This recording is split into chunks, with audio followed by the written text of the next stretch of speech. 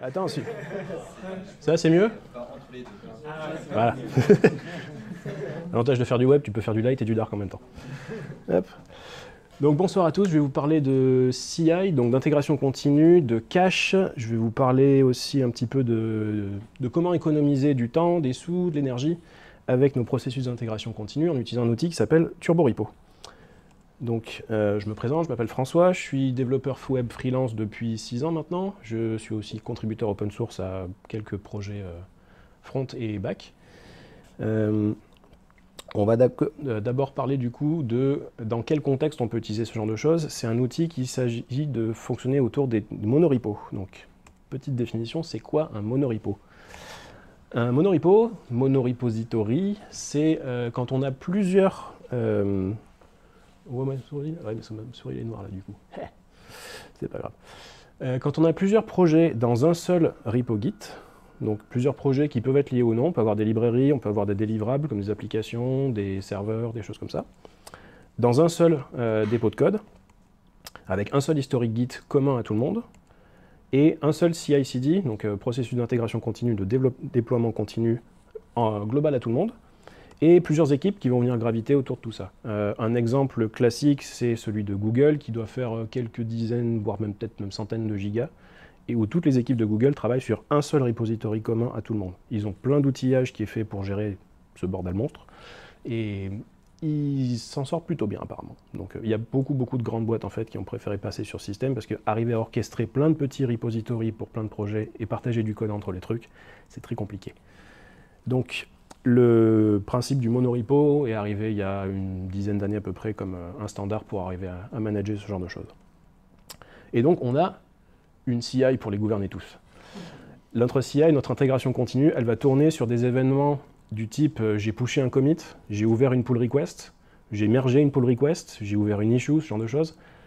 Dès qu'il va se passer quelque chose sur le scope du repository lui-même, la CI va venir faire des choses. Et le problème, c'est qu'elle connaît uniquement l'entièreté du repository. Et du coup, elle va avoir un problème de redondance. Elle ne va pas forcément toujours être capable de se dire « Bon, bah là, j'ai vu que tu as fait un commit sur de la documentation d'une petite librairie. Est-ce qu'il faut que je run tous les tests de tous les trucs de tout le monde? Est-ce que c'est la peine? Est-ce que ça vaut le coup ?»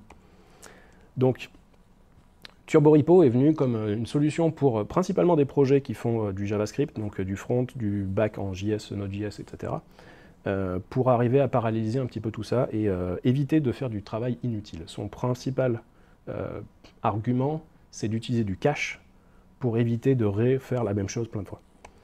Et de paralléliser tout le reste, c'est-à-dire qu'il va utiliser les cœurs de votre machine.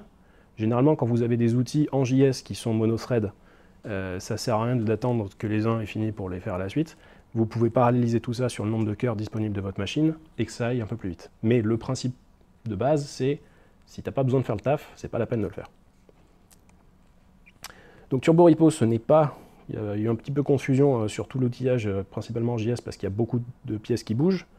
Ce n'est pas un gestionnaire de dépendance, comme on peut avoir NPM, Yarn, PMPM, Bun, etc. Ça ne va pas vous aider à installer des packages, ça ne va pas vous aider à définir les dépendances entre les packages. Ce n'est pas non plus un gestionnaire de workspace. Le workspace, maintenant, tous les gestionnaires de packages ont ce concept-là en interne, qui est de dire que vous pouvez avoir des packages internes qui dépendent d'autres packages internes, et plutôt que d'aller les installer sur NPM ou autre chose, il va venir linker directement le code source que vous avez localement d'une librairie pour des différents délivrables, par exemple. Donc, c'est pas non plus ce genre de choses, mais c'est aware, c'est au courant de comment fonctionne votre monorepo, comment est architecturé votre monorepo. C'est au courant dans le sens où c'est vous qui lui dites comment ça fonctionne.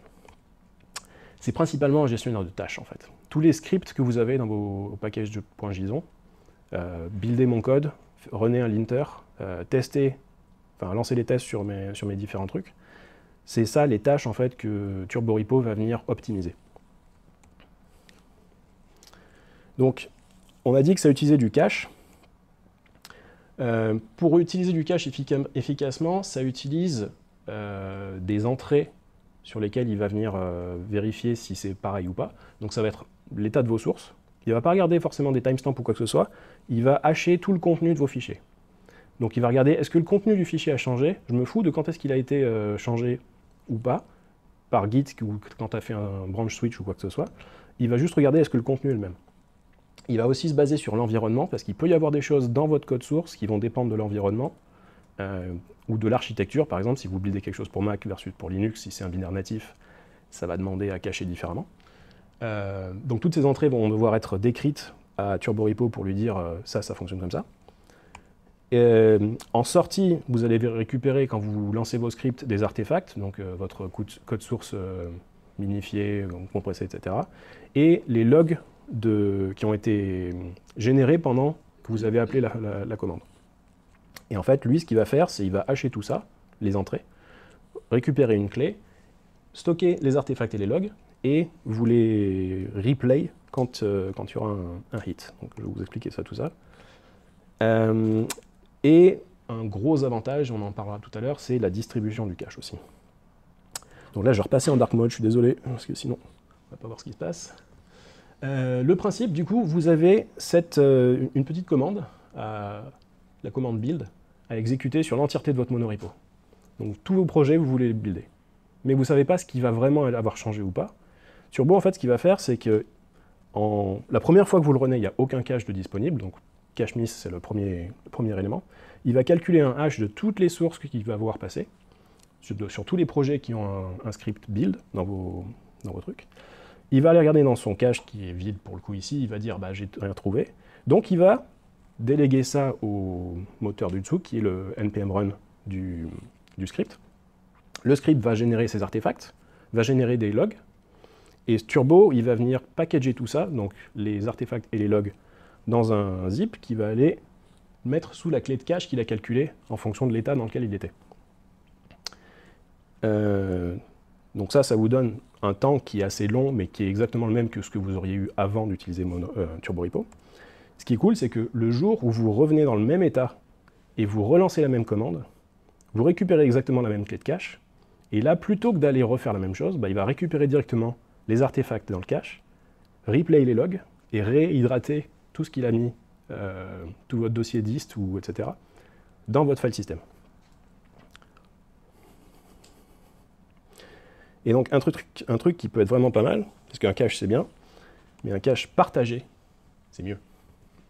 Le principe, c'est si votre CI, elle est capable d'écrire dans un cache, mais que votre équipe, elle fait la même chose, vous commencez à avoir un pattern où vous check-outez la branche d'un copain qui a poussé un truc, vous n'avez pas besoin de rebuilder le code, parce que lui, il a déjà buildé, il a déjà une entrée dans le cache, et vous récupérez directement le résultat de son truc. Donc vous passez très peu de temps à rebuilder tout le temps la même chose. Et vous jouez en plus en multiplayer avec la CI qui, à chaque commit push qui est fait ce travail en automatique, et donc peut populer ce cache automatiquement.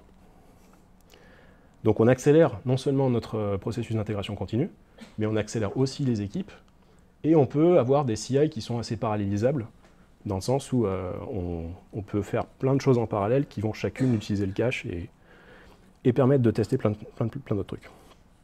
Juste pour être pas de biais, il y a d'autres alternatives que TurboRepo. Il y a NX qui, je crois, vient du monde d'Angular, et Rush qui est développé par Microsoft, qui font des concepts un petit peu similaires. Le concept du remote caching, ça a été principalement introduit par TurboRepo, et je crois que les autres commencent à s'y mettre dessus. Donc le principe c'est ça, vous déployez un serveur pour faire votre cache distant, et vous pointez tout le monde dessus, et ça vous permet d'avoir ce genre de choses. Voilà, petite démo et questions. Merci à RisePartner pour l'accueil. Ça, c'est les slides. Donc voilà à quoi ressemble... ah oui, non, voilà pas à quoi ressemble. Tiens, hop. Viens par là, toi. Hop. Voilà à quoi ressemble un fichier de config de TurboRepo. Donc ce qu'on va faire, c'est qu'on va dire, par exemple, pour l'option de build, quand tu veux runner un build, tous les gens dont je dépends run le build dessus. Donc quand on fait un run build, il va calculer le graphe de tous les scripts build qui existent. Il va prendre les plus en haut dans l'arbre, donc les plus près du tronc, quoi.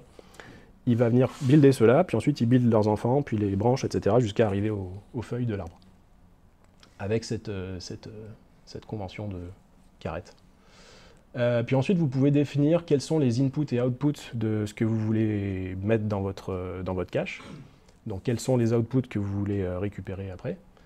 Quelles sont les choses que vous voulez ignorer, parce qu'il y a potentiellement des choses que votre truc génère, mais qui ne sont pas intéressantes, enfin, qui vont générer des cache miss, dans le sens où ça va générer du code source, mais c'est pas quelque chose que vous voulez qui invalide votre cache.